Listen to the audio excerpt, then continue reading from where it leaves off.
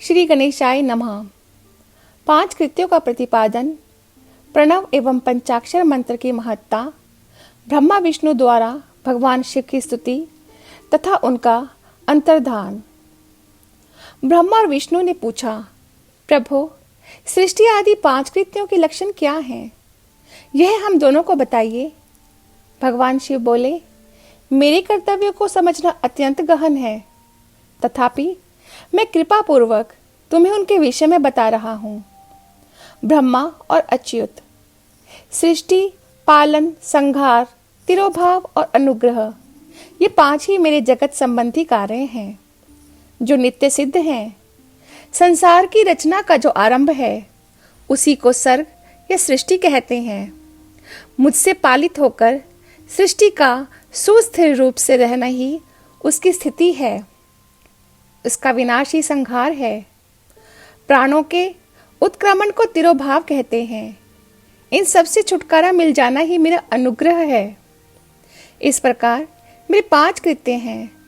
सृष्टि आदि जो 4 कृत्य हैं वे संसार का विस्तार करने वाले हैं। 5वां कृत्य अनुग्रह मोक्ष का हेतु है।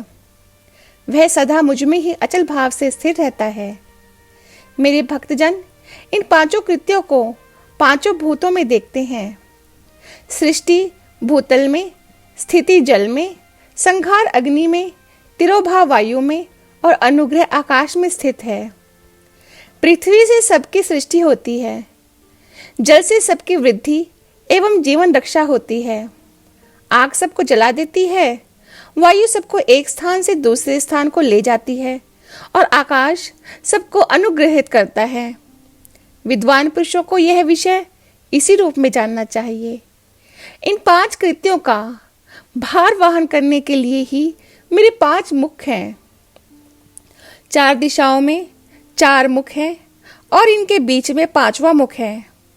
पुत्रों, तुम दोनों ने तपस्या करके प्रसन्न हुए मुझ परमेश्वर से सृष्टि और स्थिति नामक 2 कृत्य प्राप्त किए हैं। ये दोनों तुम्हें बहुत प्रिय हैं। इसी प्रकार मेरी विभूति स्वरूप रुद्र और महेश्वर में 2 अन्य उत्तम कृत्य, संहार और तिरोभाव, मुझसे प्राप्त किए हैं। परंतु अनुग्रह नामक कृत्य दूसरा कोई नहीं पा सकता। रुद्र और महेश्वर अपने कर्म को भूले नहीं हैं, इसीलिए मैंने उनके लिए अपनी समानता प्रदान की है। वे रूप, वेश, कृत्य, वाहन, आसन और आयुध आदि में मेरे समान ही हैं। मैंने पूर्व काल में अपने स्वरूप भूत मंत्र का उपदेश किया है, जो ओंकार के रूप में प्रसिद्ध है। वह महामंगलकारी मंत्र है। सबसे पहले मेरे मुख से ओंकार अर्थात ओम प्रकट हुआ, जो मेरे स्वरूप का बोध कराने वाला है। ओंकार वाचक है और मैं वाच्य हूँ। यह मंत्र मेरा स्वरूप ही है। प्रतिदिन ओंकार का निरंतर स्मरण करने से सदा मेरा ही स्मरण होता है। मेरे उत्तरवर्ती मुख से आकार का, पश्चिम मुख से उकार का, दक्षिण मुख से मकार का, पूर्ववर्ती मुख से विंदु का तथा मध्यवर्ती मुख से नाद का प्रकाट्य हुआ। इस प्रकार 5 अवयवों से युक्त ओंकार का विस्तार हुआ है। इन सभी अवयवों से एकीभूत होकर वह प्रणव ओम नामक एक अक्षर हो गया। यह नाम रूपात्मक सारा जगत तथा वेद उत्पन्न स्त्री पुरुष वर्ग रूप दोनों कुल इस प्रणव मंत्र से व्याप्त हैं। यह मंत्र शिव और शक्ति दोनों का बोधक है। इसी से पंचाक्षर मंत्र की उत्पत्ति हुई है, जो मेरे सकल रूप का बोधक है। वह आकार आदि क्रम से और मकार आदि क्रम से क्रमशः प्रकाश में आया है। ओम नमः शिवाय यह पंचाक्षर मंत्र है। इस पंचाक्षर मंत्र से मातृका वर्ण प्रकट हुए हैं, जो 5 भेद वाले हैं। उसी से शिरोमंत्र सहित तृप्ता गायत्री का प्रकाट्य हुआ है। उस गायत्री से संपूर्ण वेद प्रकट हुए हैं और उन वेदों से करोड़ों मंत्र निकले हैं। उन मंत्रों से भिन्न भिन्न कार्यों की सिद्धि होती है। परंतु इस प्रणव एवं पंचाक्षर से संपूर्ण मनोरथों की सिद्धि होती है। इस मंत्र समुदाय से भोग और मोक्ष दोनों सिद्ध होते हैं। मेरे सकल स्वरूप से संबंध रखने वाले सभी मंत्रराज साक्षात भोग प्रदान करने वाले और शुभकारक अर्थात मोक्षप्रद हैं। नंदिकेश्वर कहते हैं, तदंतर जगदम्बा पार्वती के साथ बैठे हुए गुरुवर महादेव जी ने उत्तराभिमुख बैठे हुए ब्रह्मा और विष्णु को पर्दा करने वाले वस्त्र से आच्छादित करके उनके मस्तक पर अपना कर कमल रखकर धीरे धीरे उच्चारण करके उन्हें उत्तम मंत्र का उपदेश किया। मंत्र तंत्र में बताई हुई विधि के पालन पूर्वक 3 बार मंत्र का उच्चारण करके भगवान शिव ने उन दोनों शिष्यों को मंत्र की दीक्षा दी। फिर उन शिष्यों ने गुरु दक्षिणा के रूप में अपने आप को ही समर्पित कर दिया और दोनों हाथ जोड़कर उनके समीप खड़े हो उन देवेश्वर जगत गुरु का स्तवन किया। ब्रह्मा और विष्णु बोले, प्रभो आप निष्कल रूप हैं, आपको नमस्कार है। आप निष्कल तेज से प्रकाशित होते हैं, आपको नमस्कार है। आप सबके स्वामी हैं, आपको नमस्कार है। आप सर्वात्मा को नमस्कार है, अथवा सकल स्वरूप अब महेश्वर को नमस्कार है। अब प्रणव के वाच्यार्थ हैं, आपको नमस्कार है। आप प्रणव लिंग वाले हैं, आपको नमस्कार है।